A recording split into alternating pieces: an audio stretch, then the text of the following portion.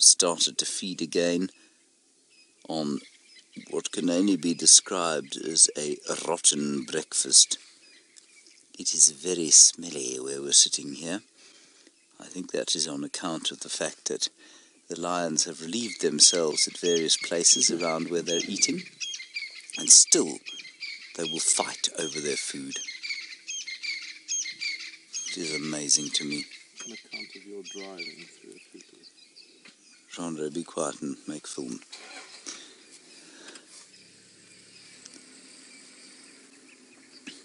This is very sweet.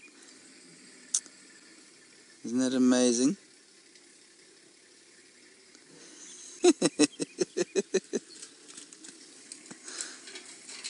That's quite lucky and obviously very skilled from Chandre's point of view, because I actually can't see that with my naked eye.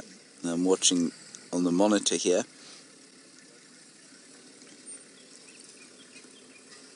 That really is very sweet indeed.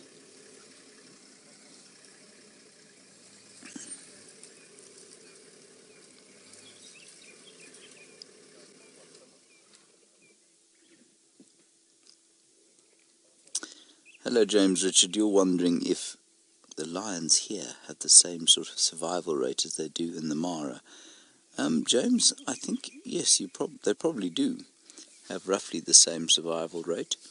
It's quite interesting. We're trying to do some research on the lions there, and I think I read something yesterday that said there were 60 lions, plus minus 60 adults in the Mara, which is roughly the same size as the area here.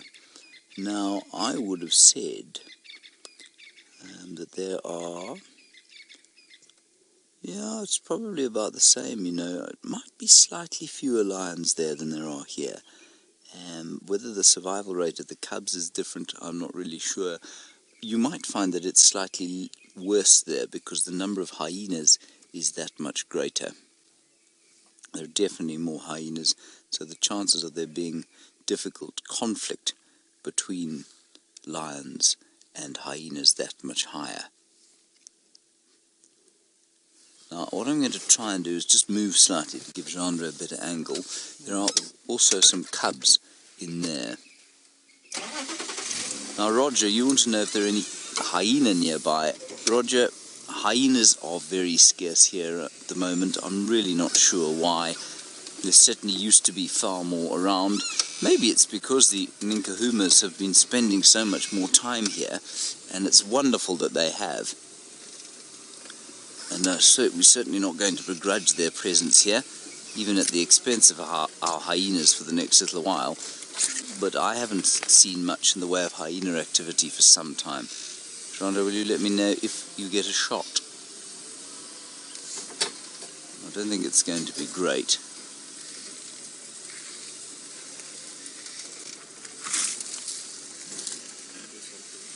You can do something there, can you? So you'd like me to stop with my head in this bush?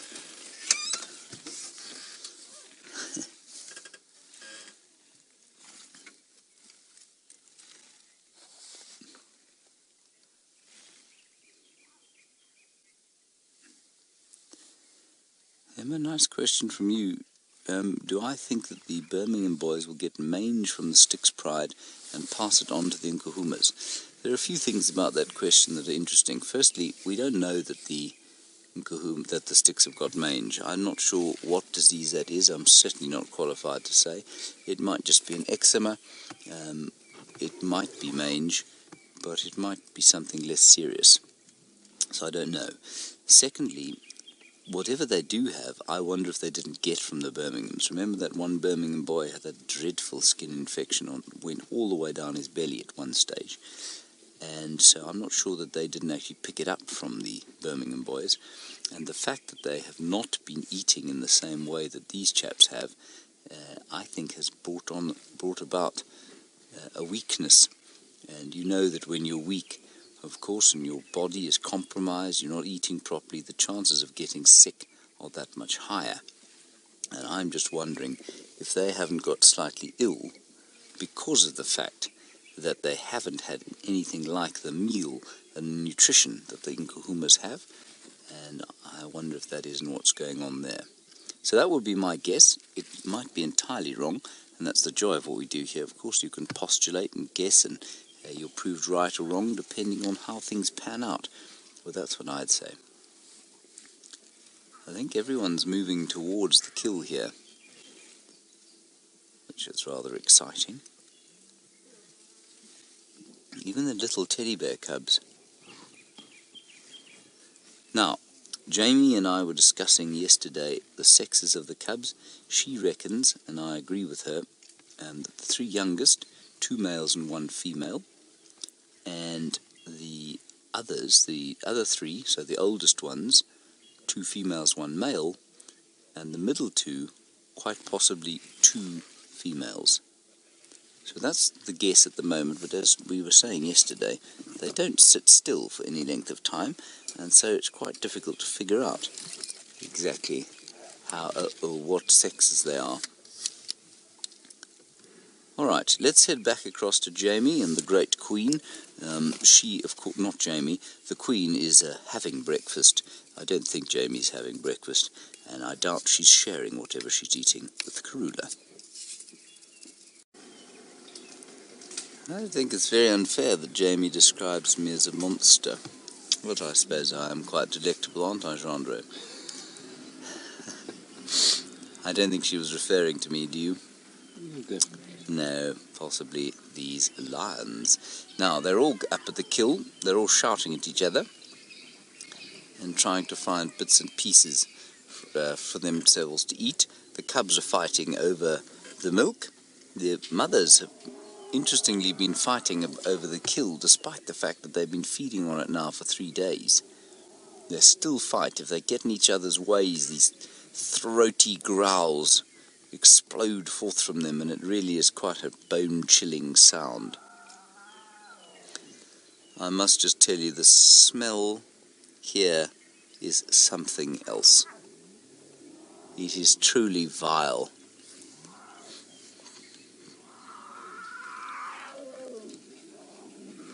And with any luck, Karula will come and go and fetch her babies and bring them. And let's just listen to these amazing lions now once Tax has left.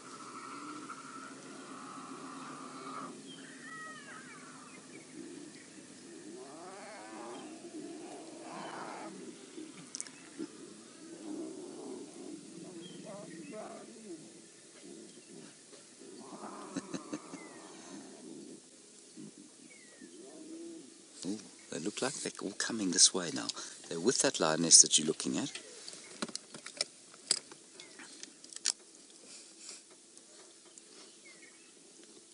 With a little one, John, I don't know if you can get it, but it's sharpening its claws on that tambuti tree.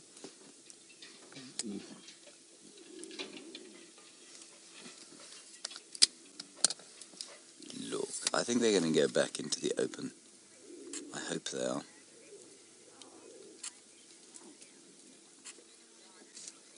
Hello, Tingana the leopard. What a very good Twitter handle that is. You say, how many lionesses are there at the kill site here?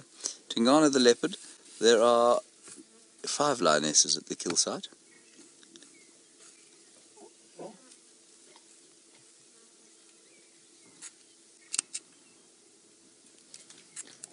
Know what she's doing? She's growling a bit. It's at the youngster.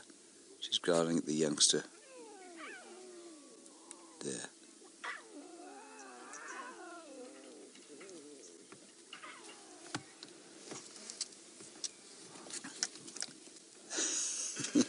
They're right next to us now. These are the little teddy bears, the 3 youngsters.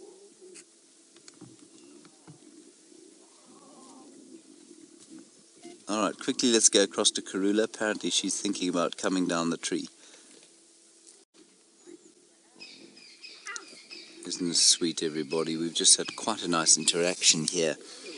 Then I moved a little bit forward and slightly disturbed them, so they got up again and Mum decided she was actually a bit hungry for some rotting buffalo.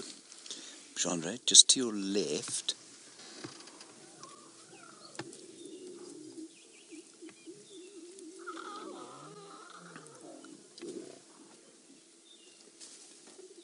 So sweet.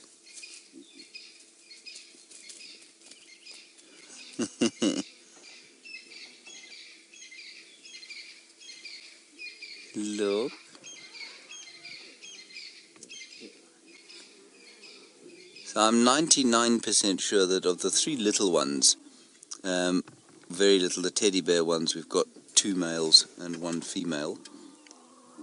The others I really haven't seen properly.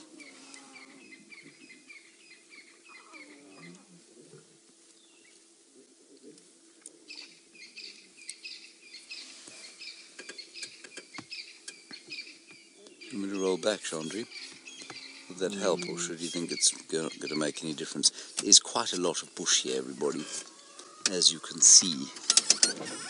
I'll just do that. Does that help you? I think one of the male isn't coming in. Why?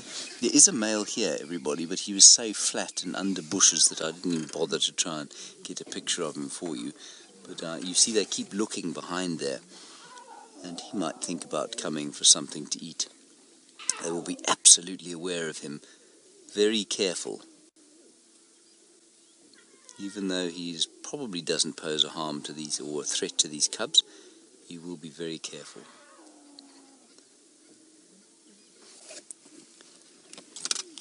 And I think this kill is just about done for them.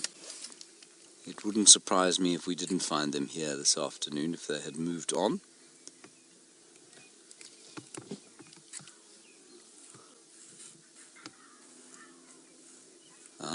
Now a question from a new viewer with an astounding Twitter handle, the Snapple Attack.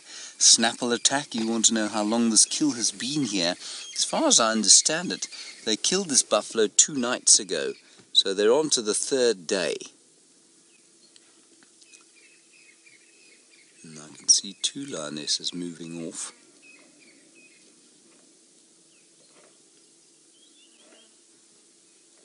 But there's still some eating going on. Let's see what the cubs do. It will not be easy to follow them if they go into this stuff, everybody. In fact, it will be nigh on impossible. Excuse me. Now, even though they're so full, they've been stuffing themselves for 3 days. They're having a fight. The cubs are all going away now.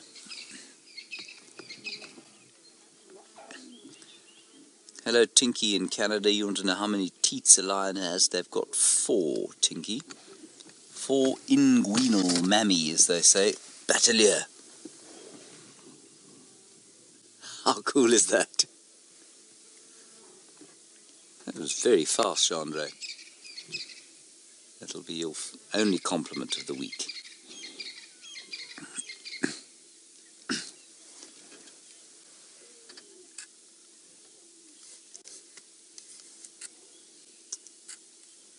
Hello, Upzul, is it? Upzul, you say we see the birds sort of flying around. Oh, Afsul. We see the birds flying around to the kills, but we don't ever see them really finishing kills. And you want to know why? Afsul, excuse me. Afsul, I think it's because vultures here are a semi-endangered species, to be honest. I think, well, not many species, 5 species of vulture we get here. I think they're in quite serious trouble. 10 years ago, 15 years ago, when I started out here, you would come to a kill like this and there'd be vultures in the trees, and as soon as the lions looked like moving off, the vultures would descend. It just doesn't happen anymore. And I read an article yesterday of 120 vultures killed at one poisoned carcass. And so I think the poaching of vultures and their sale in traditional medicine is making a real, having a really damaging effect on the population numbers of vultures out here. They are here, they're around, they're not completely absent by any stretch, but I think that's one of the major reasons we don't see them on the ground as much here as we used to. Now I can see the cubs, but Genre can't. So what I'm going to do is just move slightly forward to show you where they've gone. Most of them. There are a few left here. Am I good to move, Genre? Mm-hmm. Well, that's quite a nice picture you've got there, which I think I'll probably ruin. Let me try.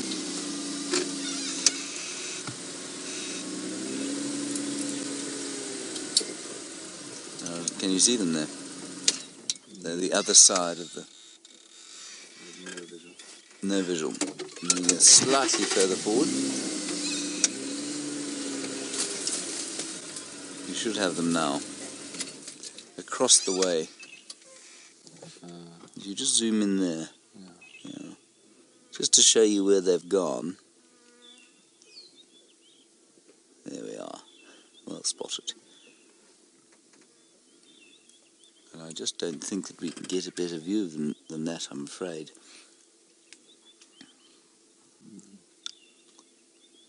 Not ideal, is it, Andre? No. Perhaps you could roll back to see the compass. Okay. There you go. Now, Linda, very nice question from you. We've discovered that there are at least 3 male lions here at this carcass, and you want to know, will they stay together when they grow up? It's highly likely that they will. And this is quite a nice thing to see, because we've got males from different litters here, from 2 different litters, 3 males. And you want to know if they'll stick together. Well, yes, they will, and they'll turn out like the Birmingham boys, for example. And if perhaps there are more males born fairly soon, they might join in with that coalition. And so what's interesting is that we refer to the Birmingham boys as kind of brothers, but it's quite possible that they're not siblings, that they're cousins. And that, I think, is mostly the case in these male coalitions. And if we look at the Matimbas, certainly they look very different to each other. There are 2 Battalier there now. Very nice. And the Matimbas look totally different from each other, so I don't think that they were litter mates. I think they were probably cousins. So let's pretend that Amber Eyes gets pregnant fairly soon, which is not unlikely, given that she has been mating, and she's been in estrus. She has male cubs. They will be at least sort of, well, 3 months younger than the youngest male here. And by the time they're sort of 7 or 8 years old, you won't even notice that. But when they eventually have to leave the pride, let's say 2.5 to 3 years, you will notice a slight difference in their size, and they could probably look different from each other.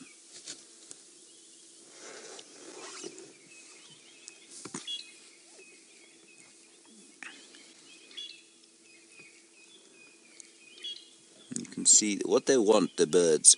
You see that sinew in between the ribs there. They'll be looking forward to getting at that, especially something like a Battalier with a small sharp beak. The hooded vultures the same. And then the white-backed vultures, they'll get into the bigger stuff.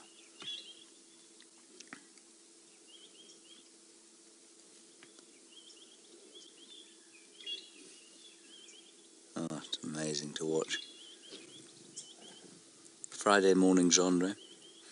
Friday morning work.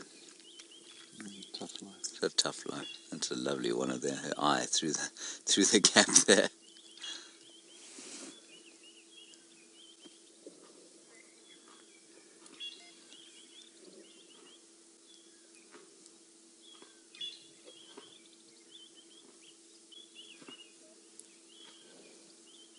It is a very large piece of femur that she's biting on there.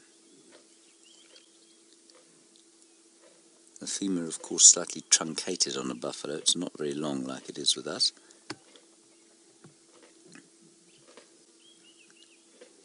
And you can hear that crunching of the carnassials tearing, or not tearing, cutting, slicing the meat off the skin, slicing it off the bone. And carnassials, for those of you who don't know, the molars on an animal like this. And if you are perhaps a new viewer and you want to know what a carnassial tooth is, and you have a domestic animal, be it a cat or a dog with you, won't work if you keep chickens or goats, but grab your cat or your dog, assuming that it is not a particularly vicious animal, pull its lips back, not the front teeth, but go to the back of the teeth, and then try and cajole it into opening its mouth.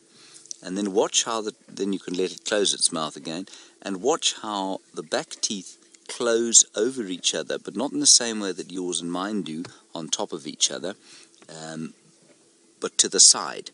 And so they form a cutting surface. And if you've got a particularly old dog or cat, it's probably easier with a compliant dog than it is with a cat, what you will find is that the teeth have actually occluded against each other and become sharper. They form a very effective cutting edge. See, now there are birds coming in. Hooded vulture flying in. and sitting with the batelier. Oh, that's wonderful. And the lioness not pleased about that development. And they have to watch the vultures, and they will be careful of the vultures because, of course, if there are strange males in the area, if there is a male in the area, if they want to keep their kill from the males, which almost always they do want to, they know that the males will follow vultures because they are the ultimate scavengers out here. Likewise, hyenas could easily follow them into this kill and pose a threat to them and to their little cubbies. Hearing a little bit of movement behind me. I wonder if the male isn't up. No, I don't see him. I'm hoping that he'll come in here, because I think it will be rather fun to see him coming. There's amber eyes.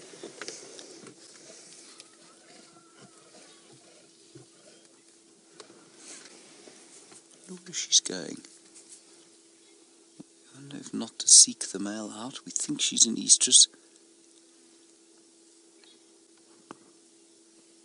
We've been asked a number of times, is Amber Eyes the dominant lioness in this pride? We don't really have a situation of dominance with lionesses in a pride, but she is often up and about before the others, looking around. I think we think she's dominant just because she looks different, you know. She's not bigger. She's not the oldest. But she does seem to be fairly effective at getting up and looking around and seeing what's going on. Another female up here as well, Genre. She's kind of, oh, she's now turned round again. But she was looking in that direction. That one there that's now on the left-hand side of your picture.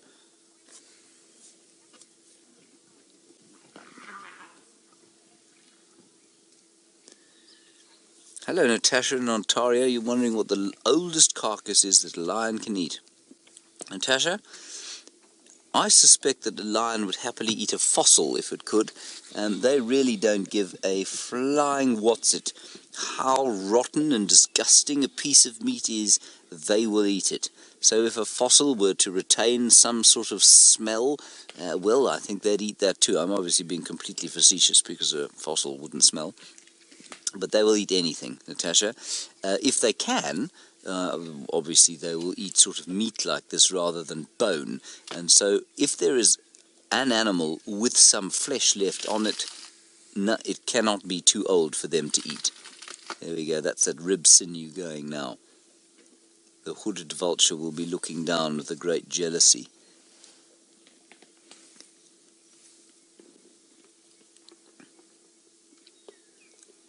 Just listening to Texan. He says there's a male lion moving up Twin Dams Road towards this area. That's quite far from here still. It's not close by, but that is interesting. And that is precisely what these lions will want to avoid. So when the vultures start wheeling above this kill, and the fact that there are two batelier and one hooded vulture here tells you that the other vultures, when they start to fly, which will probably be a little bit later than now, as the heat starts to build, they will see these two birds here, and they'll come down here, and that male lion, you can be very sure, will pick them up, and he'll watch where they come down, and he may well then come to investigate. And what that means for the females, of course, is that their breakfast will be stolen. Their lunch will be stolen. The male will feed first. He'll box them off this kill until he's eaten his fill. You notice how that rhymed, Andre? I'll say it again for you, just in case you missed it, because you are from Cape Town, so your brain is very slow. He will box them off this kill. I've forgotten. I've forgotten what I said there. That's called karma, isn't it? Yes, karma. Okay, let's go back to the lions. I'm so ashamed.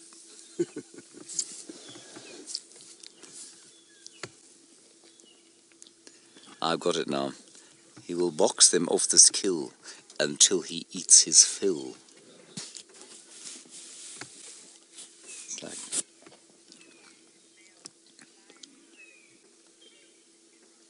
Hello, Dave in Toronto. You want to know about the difference in male ages in a coalition and what's the biggest I've seen? I think the biggest I've seen is about 3 years, you know. They can meet up with complete strangers, and we know the junior ex of the Nkuhuma pride, chased from these lands by the Birminghams, hooked up with a much younger male than him, probably about a year to a year and a half younger than him. I've seen lions sort of 3 years apart forming a coalition, so that's not too unusual, Dave. And it's quite nice to see. It looks like a sort of older boy with a mentor, or a young chap with a mentor. It's quite a nice thing to see, rather than this kind of formidable gang, which the Birmingham boys unquestionably are.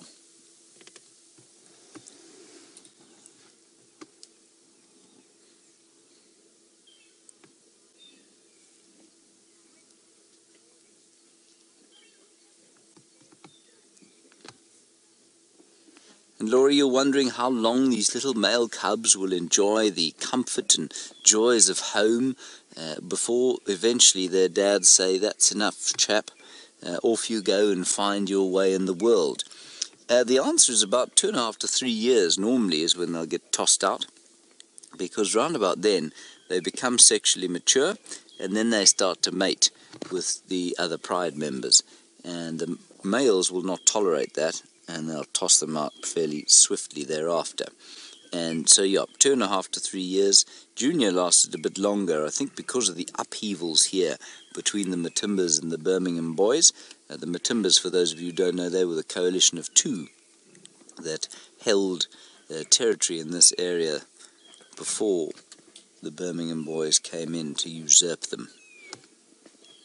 And he lasted a bit longer because of that takeover, I think. But normally, I don't think these males would last more than 2.5 to 3 years here. Very nice. That's a very cool shot.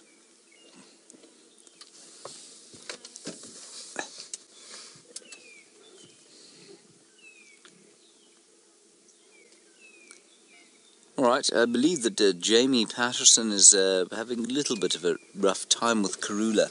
So let's go and find out what the great royal queen has done to Jamie. Now, this lioness is not happy, everybody, and I mentioned to you the fact that the males made them uncomfortable. The male has got up behind us and he's making his way here. He could easily decide to go back to sleep somewhere close to where he is now, but that's why she's up. 2 lionesses are between him and her, and they are sleeping in the morning sun now. I don't know what he's going to do. I can see him. You can't see him because there just isn't a shot. I can just sort of see him.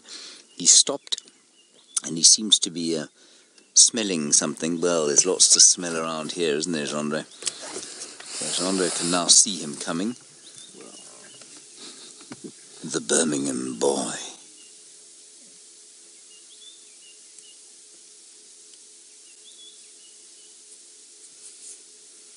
It's a lovely shot there, Gendre.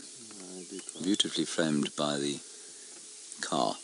I don't want to move everyone, because if he does come into the kill, I think we're going to be in the prime position, but I wonder if he isn't, yes, going to say hello to the ladies first.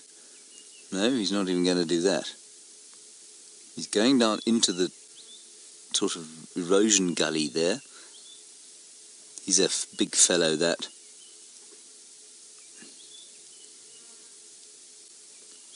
They really are the gangsters of the wild. I know we tend to think of them as the royalty, but these chaps, I think, very much mirror the human. They don't mirror human royalty so much as they do human gangsters. No honour amongst thieves there. Not that there's not often much honour amongst royalty either, but...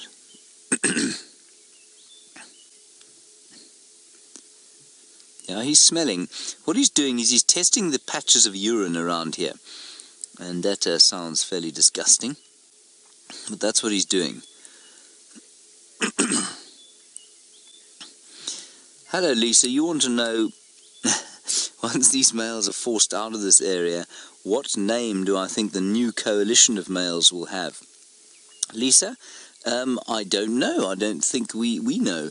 You know, these males come from a farm called Birmingham, and that's why they're called the Birmingham boys. I think they were named by Hayden Turner, actually. He was a very clever Clever name, because the Birmingham boys were in fact a group of gangsters, as far as I'm aware, from the town of Birmingham, where Emily Wallington comes from, and that's not to say that Emily Wallington is a gangster, but that is where she is from. And so the Birmingham boys were a very appropriate name, because they are like a little gangster bunch, and they come from the farm Birmingham. So the new coalition that comes in here, I mean, who knows what they could be known as? The West Side Boys, perhaps? Al Capone and the Rollers? Oh, I see. And maybe you probably mean when these cubs leave, what will they be known as? Yeah, they could easily be known as the Djuma boys. Who knows? You see, they won't, when they do leave here, they won't stay here.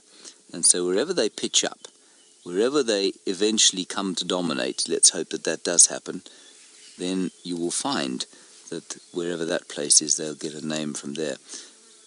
Genre, I'm going to go back. Let's make the call to go back and have a nice look there.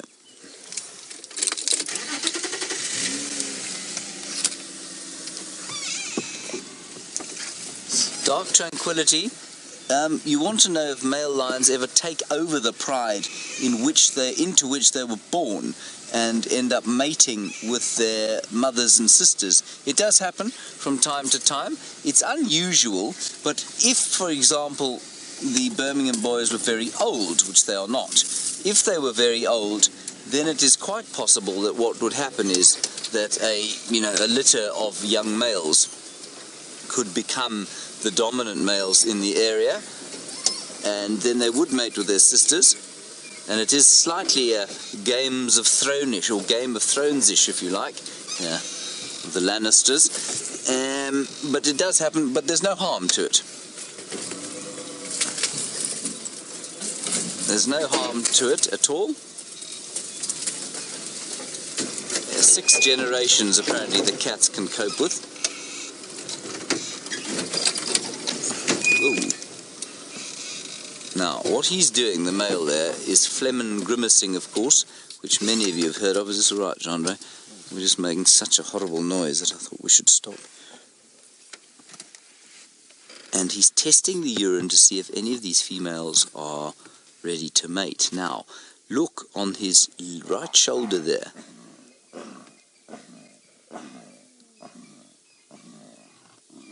That's a cub.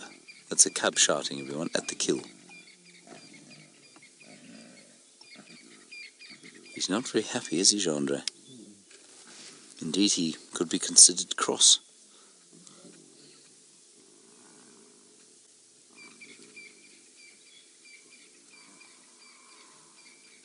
That was a little cub, very angry.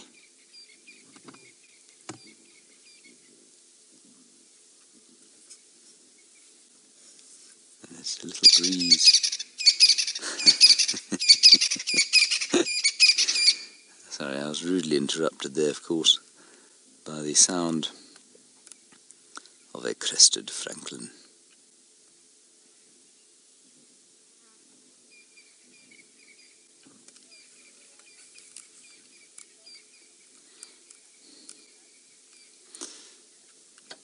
Billy Joe, you want to know if there's a vulture that's large enough to pick up one of these cubs? Billy Joe, there isn't.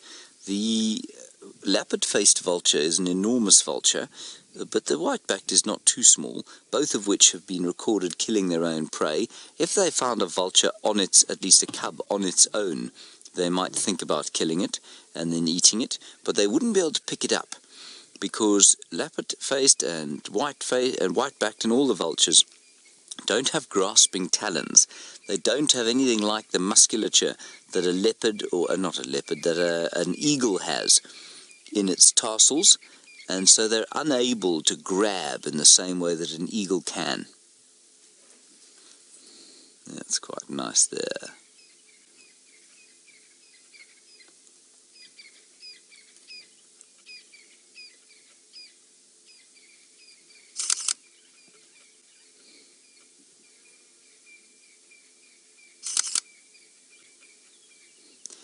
I know this might bug you slightly. I'm just trying out a new camera to see if it'll work for various purposes that we have. but it does have a very loud shutter noise. Sounds like a crested francolin calling. So I apologise in advance, won't be forever. You hear that, Chandra? The shutter. The shutter, yes.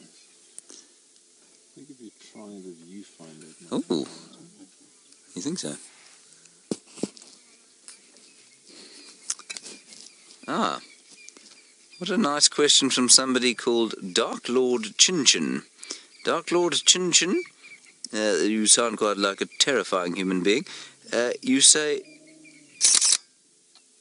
why is it that lions don't just mate every day? There's some trouble brewing here, everybody. Watch this. Why do they wait to smell urine? Or in the case of what's going on now, the back end of the male. Dark Lord Chinchin, it's largely because it's actually quite a complicated discussion to have, but let's have it because I quite like it. Most mammals, Dark Lord Chinchin, unlike us, have what we call an obvious estrus. So they don't mate unless the females are in estrus. And in estrus means in heat, basically they're ready to mate, they're about to ovulate, and they can conceive when they mate. So if you think of dogs and cats, if you think of any of the antelope species that we get out here, elephants, they all give a sign to the males when they're ready to mate. That then inflames the males, and they will then mate. It's very unusual that you have what we call concealed estrus. And the most obvious species that has concealed estrus, Chandra, is the human being, correct. Human beings have got concealed estrus, and the reason we think that that has happened in the evolutionary history of our species, and indeed of a few different primates, chimpanzees and bonobos being notable examples, is that by hiding estrus, you keep a male close by. So let's take us back to the cavemen, if you like. A woman that hides her estrus period means that the male never knows when he is going to be able to impregnate her. And what that means is that you keep him around and he doesn't mate and just disappear. So in many of these species, like lions for example, the male plays very little role in actual child rearing or support of the females, and so they have this hidden estrus period, or not hidden estrus. They have a very obvious estrus period. Sorry, Chandra, that's going to burn my face off. If you don't mind, we can carry on back to the lions. And so, in a long and roundabout way, Dark Lord Chinchin, the reason they don't have hidden estrus is because it's set up like that, and they don't need to keep the male around for child rearing purposes. The closer you get to the primates, the less that happens. And basically all of this has got to do with avoiding infanticide. But that's a very long discussion. The cubs are now back at the kill, so I think we're going to move straight back there, if that's all right with everybody. All right, while we do that, Jamie's got some more elephants, so we'll try and reverse and not make too much noise. Go and have a look at the elephants. It really is quite astounding, isn't it? Shadow and Tingana and Karula and all these lions, what an amazing morning we are having. And again, of course, the inevitable discussions about Shadow and her seemingly early estrus tie in quite nicely with what we were saying about the hidden estrus and the lack of hidden estrus amongst the cats. She is not mating for the sake of it. She is mating because she's come into estrus. She's had a very obvious hormonal change, and that has created a situation where she will ovulate if she mates. They don't ovulate before they mate, the lions and the leopards. It normally takes that very long process of mating for them to ovulate, and often they come into a sort of false estrus for a little while first, and then they go out of it, they mate a bit, and then they come back in. That certainly happened with Karula recently, and what's interesting with Shadow, I think, just listen to that. Here comes another female. What's interesting with Shadow is that she had that little fake estrus to start with. She has mated, she left Tingana, it's happening again now. We got to hope that for Zara's sake, that's her little cub, she holds off one more month, because I think, if I'm not mistaken, she's 7 months old this month. Of course, today, yes, actually exactly today, Karula's cubs are 8 months old. And in theory, sorry, who's older? I've forgotten who's older. February to March, April, May, June, July, August, September. 7 months. And Shadow's cub is 1 month younger, so she will only be 6 months now. That makes sense. So the young Karula cubs are now 7 months old, and Shadow's cub will be, well, we can say that she's 6 months old now. So she needs another 2 months before she could possibly go independent. These things are screaming at each other, but we don't have a view, really, I'm afraid. They're having a huge fight.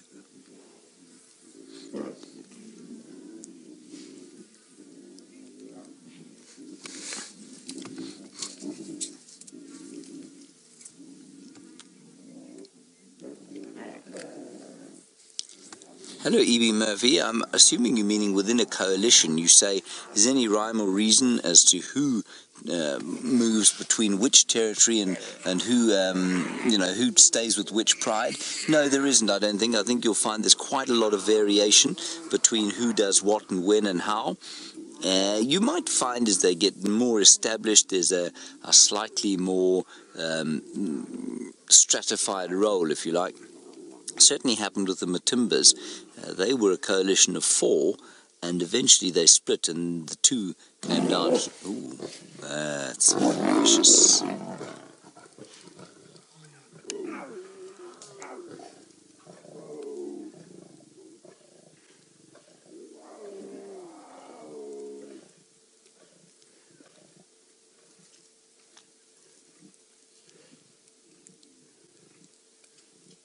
Isn't that blood-curdling?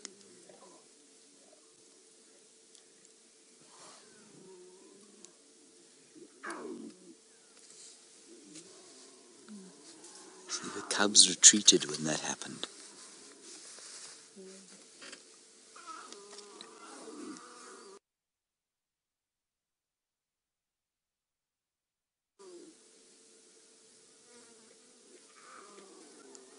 Now coming back, covered in mud and blood.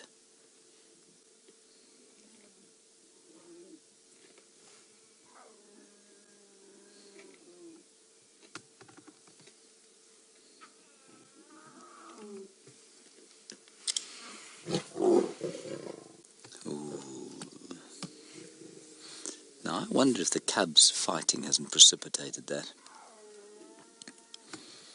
Just like a human woman with a young child or a young family can get very ratty because their kids are fighting and messing around while they're trying to get on with serious business. So I think it is with the lions. As cubs were starting to get very out of hand, fighting with each other, biting at their mothers. And eventually I think that boiled over.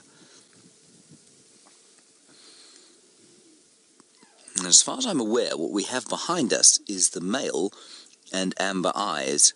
And he's definitely keeping a very sharp eye on her. He obviously sensed something further in the urine that he found to smell. Glad we don't have to do that in the morning. But if you're a lion, that's your lot in life. And yes, you have to wander around smelling patches of urine. Okay, so let's go back to that discussion on whether or not their roles will change and stratify. Well, they will. Absolutely, over a little bit of time, but the best example is the Majingalan. The Matimba is actually a slightly odd example because they split completely. The Majingalan coalition, which dominates the western portions of the Sabi Sand, an area probably about twice the size of the area that the Birminghams have, they do split into 2 and 2, but they very often will come together. And if there's trouble, they roar and they do come together and they support each other in a sort of fight, and that's been seen a number of times. So they do split up eventually and they'll do that sort of thing. So I don't know who's dominating up here and who's spending more time with the Styx Pride, and who I think will eventually spend more time down in the south around Mala Mala.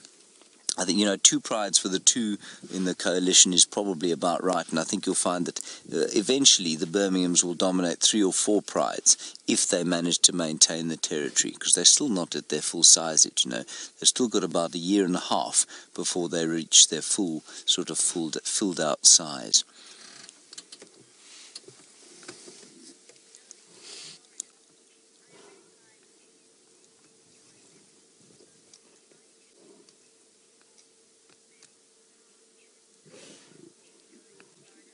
Hello, Joey in Florida. You're wondering about the testosterone levels of male lions, and you say they're almost as high as a human being of 18 years old. I don't know if that's true, Joey. It's quite interesting. Human testosterone levels, a fascinating subject, and I really couldn't tell you. I would suspect that a male lion's proportionately is quite a lot higher. They're that much more aggressive, and I would think especially in the females you'll find that they're definitely that much higher.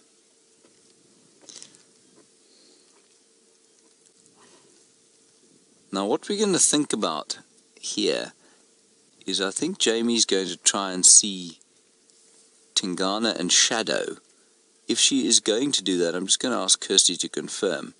It might be an idea for us to go back to the tree where Karula's kill is. So I think it might be a nice idea for us to go there and see if we can't see the Queen and Shongile and Hosanna. I haven't seen them, everybody, for at least 5 weeks now. So I'm feeling a great sense of FOMO, I suppose, fear of missing out on their growing up. So I think if Kirsten McLennan's Smithereens says it would be possible, I think we should head that way.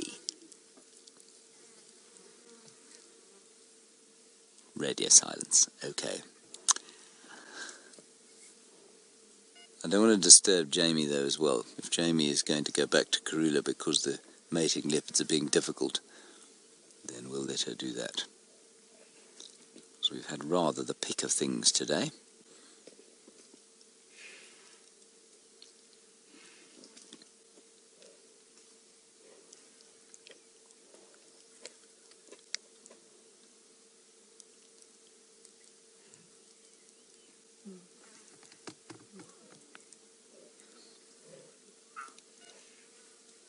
Sorry, Kirsty, go again with that. A big what there?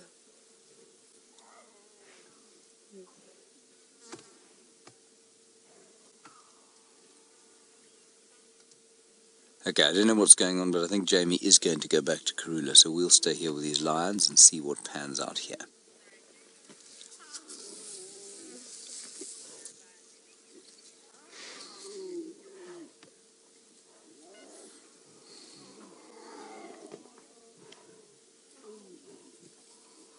Yeah, they're coming back now, you see, after the little fight. And they're shouting at each other, trying to be brave, just cajoling each other. That's a lovely shot there.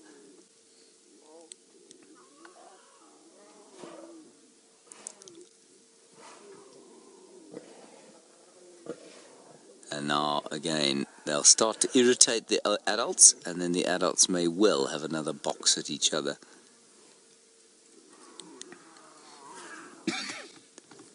Chandra, have you got consumption?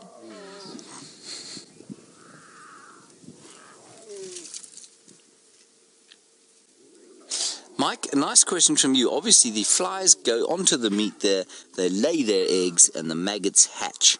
And you want to know what happens when... Oh, that's very nice. What happens when the lions... Clearly, they must eat the eggs. Do they hatch in the intestine? No, I don't think so. I think you'll find that the eggs would be destroyed by the acidic stomach contents of the lions. I've no doubt there are various kinds of parasites internally that are able to cope with the acid digestion of a lion's stomach, but I think you'll find that something that has a life cycle ostensibly outside in the open air, I think what you'll find is that the maggots survive on the meat. Right, Jamie has not gone back to Karula. She is with Shadow and Tingana.